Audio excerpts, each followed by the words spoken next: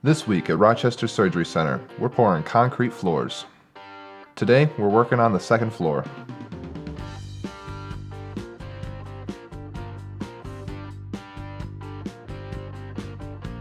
The concrete is poured in 10,000 square foot sections.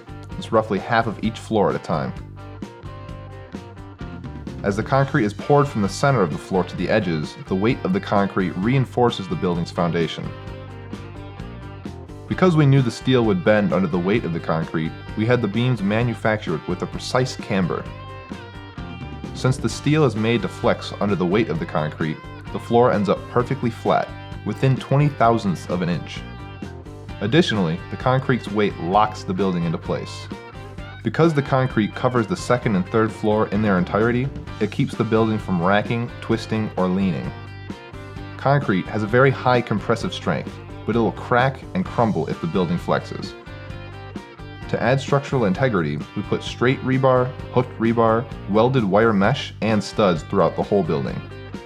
This helps hold the concrete in place during the lifetime of the building.